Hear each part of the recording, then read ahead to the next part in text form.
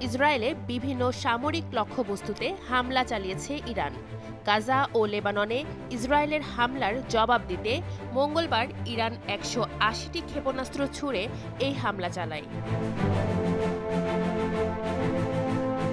CNN জানিয়েছে, ইসরায়েলে হামলা শুরুর পরপরই আকাশসীমা বন্ধ করে দেয় ইসরায়েলি কর্তৃপক্ষ। বাংকারে আশ্রয় নেন ইসরায়েলের মন্ত্রিসভার সদস্যরা। ইরানের রেভলিউশনারি গার্ডের মতে, তাদের ছোড়া ৯০% ক্ষেপণাস্ত্র সফলভাবে লক্ষ্যবস্তুতে আঘাত এনেছে। ইসরায়েল অবশ্য বলছে, বেশিরভাগ ক্ষেপণাস্ত্রই তারা আকাশ প্রতিরক্ষা ব্যবস্থার মাধ্যমে ঠেকিয়ে দিয়েছে। ওয়াশিংটন ডিসির ন্যাশনাল ডিফেন্স ইউনিভার্সিটির অধ্যাপক ডেভিস ডেস রয়েস আল জাজিরাকে বলেছেন, ইরান সম্ভবত মাঝারি পাল্লার ব্যালিস্টিক ক্ষেপণাস্ত্র ব্যবহার করেছে।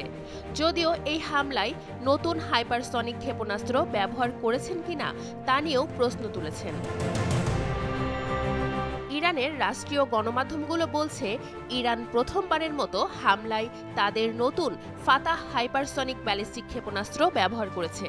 ফাতাহ ইরানের দেশীয়ভাবে উৎপাদিত প্রথম হাইপারসনিক ক্ষেপণাস্ত্র বলে ধারণা করা হয়ে থাকে। ইরানি সামরিক বাহিনী গত বছর এই অস্ত্রটি প্রকাশ করেছিল।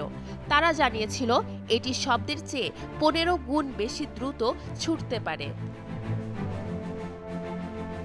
হামলার তাৎক্ষণিক প্রতিক্রিয়ায় ইরানের বিরুদ্ধে কড়া হুঁশিয়ারি দিয়েছেন ইসরায়েলের প্রধানমন্ত্রী বেনিয়ামিন নেতানিয়াহু।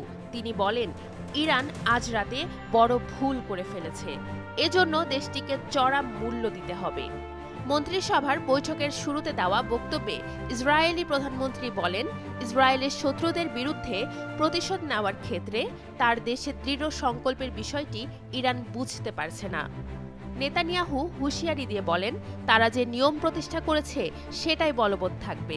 যারা ইসরায়েলের ওপর আক্রমণ চালাবে তাদের ওপরও পাল্টা আক্রমণ চালাবে ইসরায়েল।